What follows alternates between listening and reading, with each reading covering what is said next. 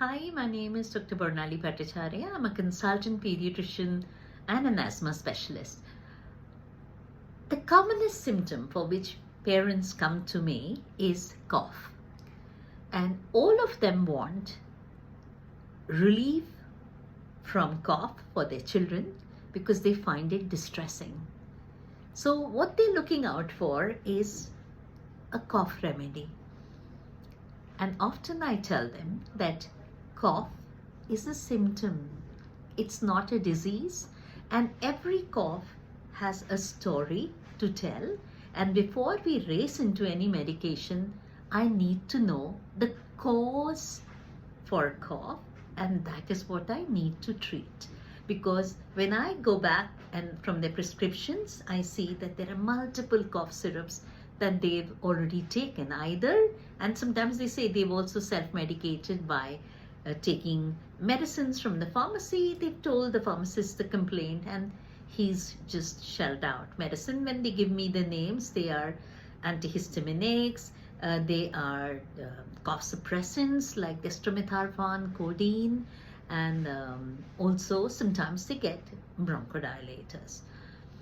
Now, cough is the commonest symptom for which patients meet the pediatrician.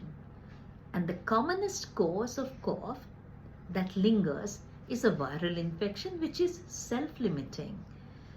Generally by 2 weeks it disappears, but even that waiting for 2 weeks is too much because they just want it gone, or the schools complain that the child is coughing, disturbing the class, and the parents should keep the child at home.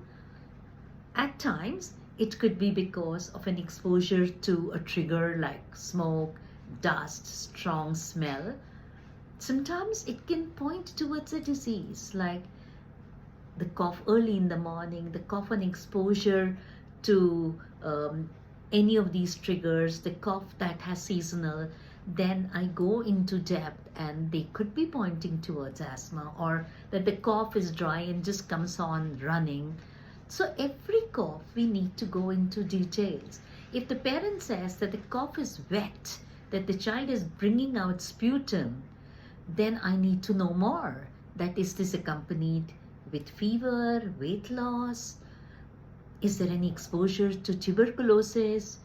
Or if the cough is just dry, wet cough more than 4 weeks, then I need to treat them differently. So the treatment for cough is not a cough syrup.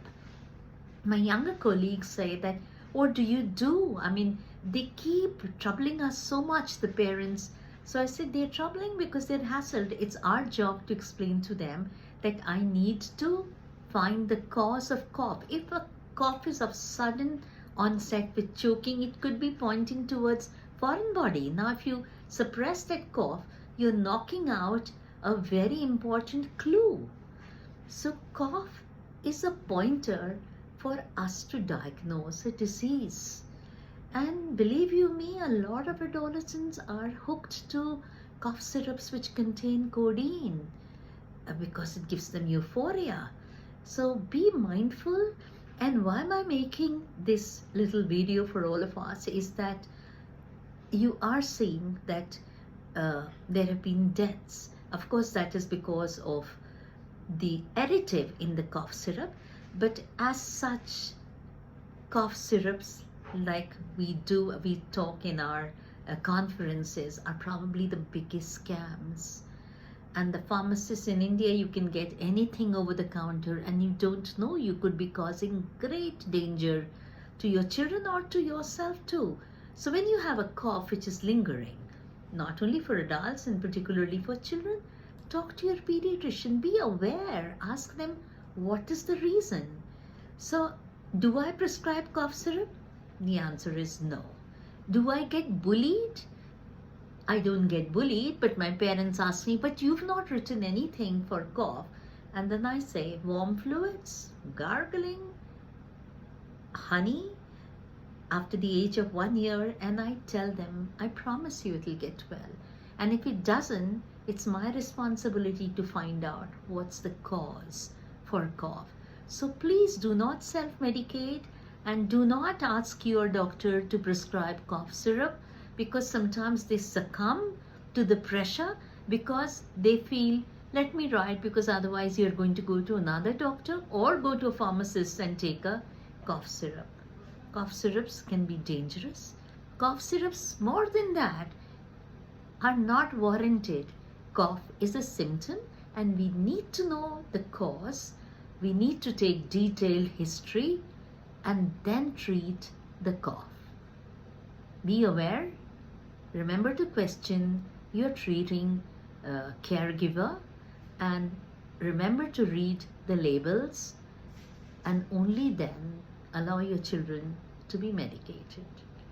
Thank you for listening.